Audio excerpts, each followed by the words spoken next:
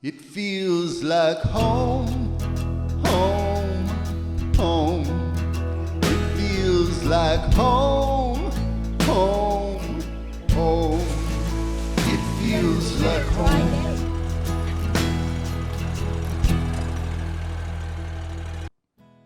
So hey there friends, welcome to Weldon Home. Today I have something a little different for you. I'm going to show you how to make some Amish donuts. But before that, I just wanted to share something that I came across this morning in my Bible reading that really struck a chord with me, and it's from Matthew 16, and it says, "Then Jesus said to his disciples, 'If anyone desires to come after me, let him deny himself and take up his cross and follow me. For whoever desires to save his life will lose it, but whoever loses his life for my sake will find it. For what profit is it to a man if he gains the whole world and loses his own soul, or what will a man give in exchange for his soul?'"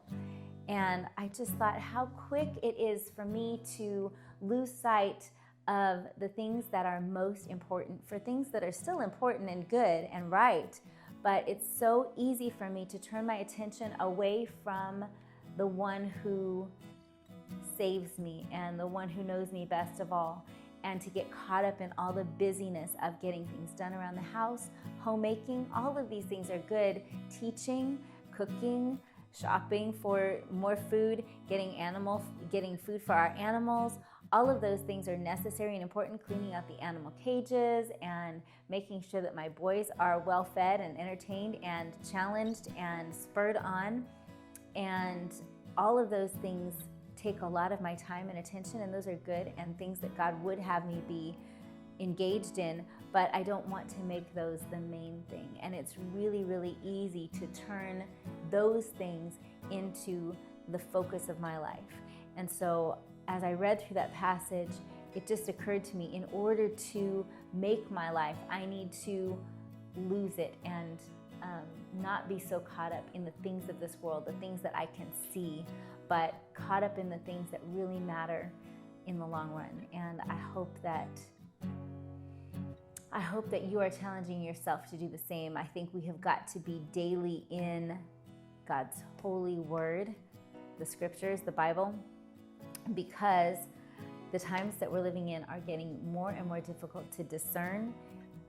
Jesus was asked what would be the sign of the end of the age and what would be the sign of your coming. And he told his disciples, be careful that you're not deceived. We live in a time where there's so much information coming from all different sides, and it's hard to know what to think.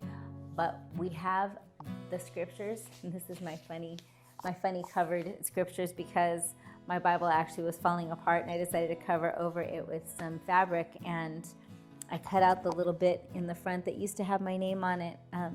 Some friends had given me this Bible when we left California, and it said my name, and then it says lover of God. And I pray that that's really true, that he would always be first and foremost in my life, and that in all the decisions that I make, that he would be pleased. And so as I get ready to even make these donuts tonight, donuts are one of my very, very favoriteest things in the whole wide world. Donuts are something that I grew up eating a lot of, and if ever there's a new donut place that's opened up, I've got to go try it. Or even if we're anywhere near a donut place that has some renown, I'm like, I don't mind driving 30 minutes to go check it out. So I really, really like donuts, and this is going to be a great recipe, so I hope you will follow along with me. I'll post the recipe for the dough down in the description below, because I already did that last night and it's been chilling, because it's really a lot easier to work with cold dough. So I'm going to do that, and then I'll show you how we roll it out, how we fry it, and how we glaze it. So stay tuned for that.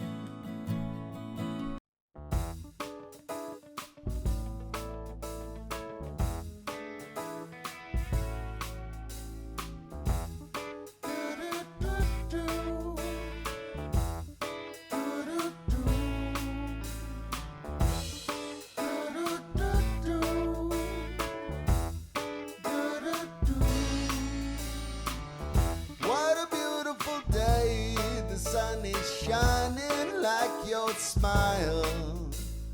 People are grinning, the show is beginning. We're walking and talking, and yeah, we're just sitting. That's alright. Yes, it is.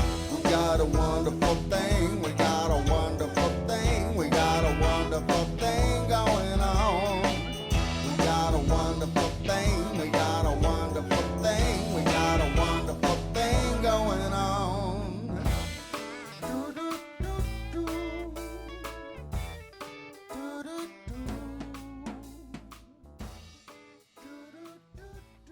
I'm just getting as many as I can out of here.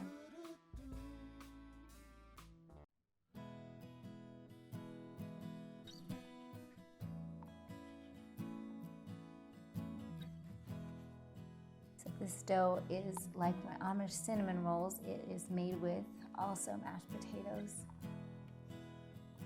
It's a slightly different recipe though, so I'll post it down below. And if you haven't seen the Amish cinnamon roll recipe, that is a really, really great one too. One of our very, very favorites. Now I'm gonna go ahead and make, maybe I'll use this littler one. So we'll make some little donut holes. And I'm just gonna let these rise over here.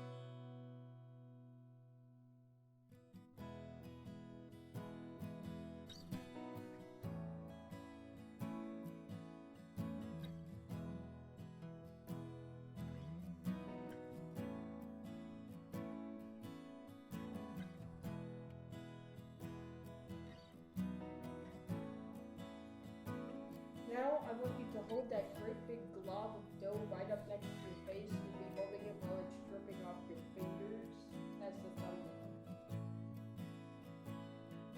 Woo! Floury. So I'm just gonna save this last little bit, and I probably will have these tomorrow morning. All right, so you can see these have been rising, and they are risen and ready to go into the hot oil. My oil is right at 350. And they're not the most shapely, beautiful things, but they are tasty and yummy and wonderful things that my family says they're way better than Krispy Kreme. So you just want to make sure that's getting a little hot. So when they get a little too hot, like these ones are right now, I just move them off the heat because you don't want them to over brown. We want them to stay between about 350 and 360 degrees in this oil. You can see it's a little too hot. It's a little too hot still. So I still have it off the heat. You can see here on the gauge that it's about 390, and I don't want it above 360. So I just pulled it off, and I'm just keeping a close watch on them. But you can see they're not getting too brown.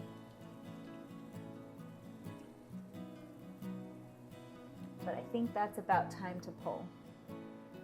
So what I'm going to do is take them and make sure I get off all of the excess oil. And then I'm just going to go ahead and drop them right into the glaze that I've made.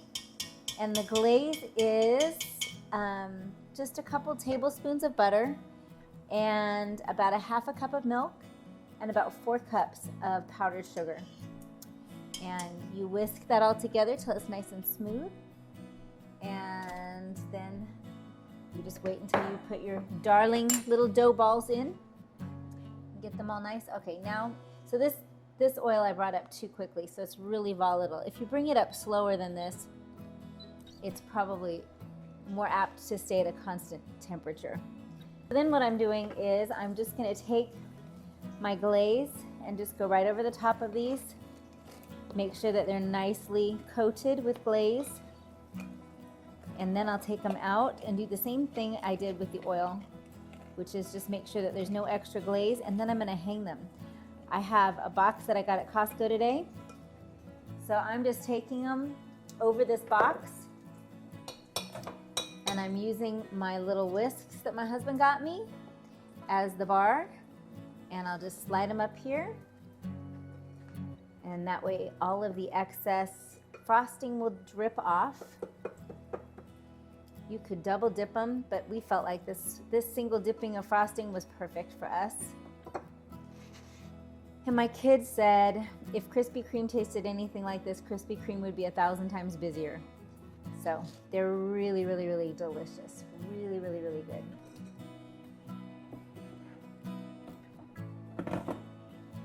So just hang those there.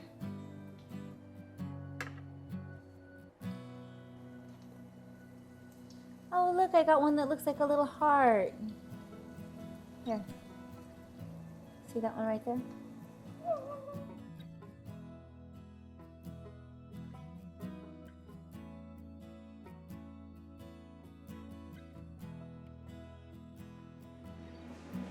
I'm gonna make it happen. I'm gonna give you the other half to show you.